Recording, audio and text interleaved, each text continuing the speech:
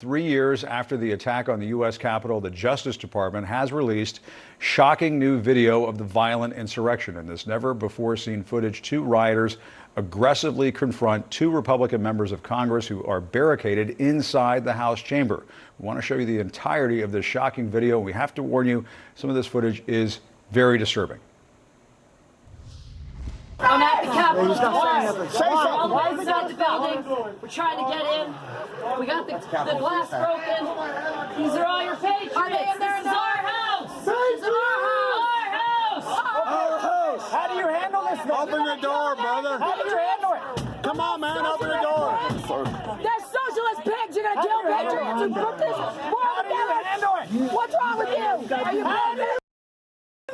You got kids. You got kids. We got kids. We're fighting for today. America's my son. So you better watch out, boy. They're socialist pigs. I can't hear what this guy's saying. Hey, what are y'all saying? We're your friends. Yeah. Why? I don't think they're gonna gas this. No, we just got pushed up the front. I've never had a ticket in my life. Hold on, man. Ever. I've never broken. You want my license number? We're real American citizens who are sick of this. And we're making it knowing that we're sick of it. Okay? 30 years. Would you? Huh? And I've never had people act this way. Say again? I've been in law enforcement in Texas for 30th years. Talk a little louder. That's because you've never seen corruption like we have seen this last month. I'm ashamed. And I'm ashamed of my Congress people. They don't even stand up for it. They're giving away You're giving away my grandchildren and your grandchildren's freedom. You need to back up. Freedom is at hand. Go find another door, everybody. Do you understand we're fighting for you? You ought to put the guns down. We're not going to do anything. Oath. You know? That's dumb. For the Constitution. Breathe. Hey guys, you gotta breathe. Put You the gun guys away. could get the same Listen, paycheck when the government gets replaced with real governors. Yeah. A good Real this is not going to be good for your future, man. Real Congress people. They are fake. It's all fake. 3 years later, the former president is still spreading lies and disinformation about the events of the insurrection. On the campaign trail this week, he's once again finally referring to rioters, like the ones you just saw in that video, as hostages. You have the hostages, the J6 hostages, I call them. Nobody's been treated ever in history so badly as those people. But those J6 hostages going to jail for 20 years and 18 years, and it'll go down as one of the saddest things in the history of our country. By the way, there was Antifa, and there was FBI. There were a lot of other people there, too, leading the charge. And we should note those preposterous claims have been debunked time and time again. Earlier this evening, I spoke with former Capitol Police Officer Harry Dunn. He heroically defended the Capitol that day, the democratic process, and America's lawmakers during the violent insurrection. Here's how he feels about the former president's characterization of those who broke the law and assaulted him and his colleagues that day. Hostages of him. Right now, they're in jail because they believe that the lies that he was spewing. Now, obviously, they're grown individuals who made decisions to go down there and commit crimes, but it kind of was a good nudge being emboldened by the arguably most powerful person on the planet. So they're hostages of his lies, I guess, if anything. Hostages of his lies. Let's discuss more now with CNN senior political commentator Ana Navarro and CNN political commentator Karen Finney. Anna, what do you think of that new footage? You know, it's hard to watch, and it's hard to watch the way you just put it, which is, you know, we watched the video, then we heard Trump, then we heard Harry Dunn.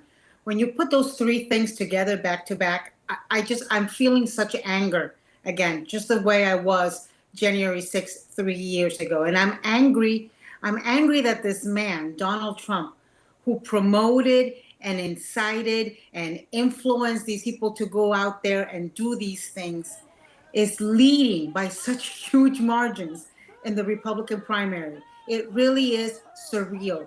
I am angry that Republican congressmen, after what we just saw in that video, then went on to call those terrorists, those domestic terrorists, tourists, to say that they were on a tour of the Capitol that day, and to try to whitewash what happened on a day when their own lives were in danger, when their own vice president was being told, hang Mike Pence. How dare they? How can they live with themselves, with the lies, with the stupidity, with the conspiracy, with the complicity, with the cowardice? How can they live with themselves after what they went through? Yeah, and Karen, I mean, you know, you heard Donald Trump in that video a few moments ago still talking about Antifa. I mean, there's just been debunked and nobody takes that seriously anymore, and he's still spouting this off. Your reaction to this video? Well, and you see that video, I agree with everything Anna said, but also you remember that he is still peddling those lies, as that video of him reminds us right now, as all of it has been debunked, every effort he had to try to overthrow the election, and as we learn more and more about how deep that scheme went, that was his goal. His goal was to overtake the will of the American people. It's disgusting, but it shows that absolute power corrupts absolutely, to answer Anna's question with those Republican members of Congress. I also think about, you know, some of the members, particularly members of the Congressional Black Caucus, who were praying because they knew that if those folks had broken through, they would know they're Democrats and not Republicans, as some of them talked about. But, you know, I think it is also a reminder, as President Biden tried to do yesterday, that about what is really at stake in this country. And just today, Trump was, I believe he submitted paperwork in the state of Illinois where they said, well, you promised not to do an insurrection. He wouldn't sign it. He signed it in 2020 and 2016, but he wouldn't sign it this time. So you watch that video, and that tells you if he has to try to take it by force again, he would. Yeah, Anna, I mean, I have to ask you about this poll that found that a shocking 34% of Republicans believe the false conspiracy theory that the FBI organized and encouraged January 6th. Obviously, that is not true. But you heard Trump say that as well. He said Antifa, he said FBI. People are still eating this stuff up like it's chiclets. They are. And it is astonishing. It's inexplicable, frankly, and it's concerning. It's scary to think that that many Americans could possibly still, at this stage of the game, be buying the bullshit that Donald Trump keeps selling. It is, it's hard to reconcile. I think it's, frankly, Republicans who know better. I think a lot of them do know better, but they're just looking for an excuse.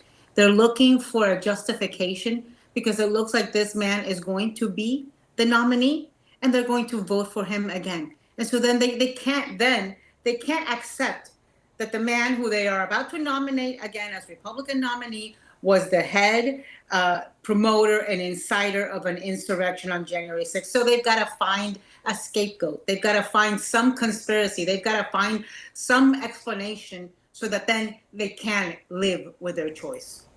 Yeah. You know, Jim, it feels to me a lot like when you read about the lost cause. I grew up in a family on my mother's side that we are descendants of Robert E. Lee. So I got the indoctrination all the time, although I resisted it, that about what the war was really about. It's the same idea. They can't accept the truth. And so instead of accepting the truth, they are now he's peddling a lie, and that's more convenient for these members of Congress and for those in his base to believe. It's like the Lost Cause Part 2, and Trump sees himself as, the redeemer who is going to redeem and change the narrative about what happened. And I think that's part of why it was so important that President Biden did something that no one in the Republican primary has done, and that is he called Donald Trump out on the carpet in very tough language and really talked about this election as a question between who are we going to be? Are we going to keep moving forward? Or are we going to, I almost think of it as, accept the lies of the lost cause, accept Trump's lies and just go about our business as if, the progress we're trying to make doesn't matter. Yeah, Anna, I mean, he's kind of become his own lost cause this time around. Correct Karen on that, though, because there have been some Republicans who have bravely, in the Republican primary, who have bravely called a spade a spade.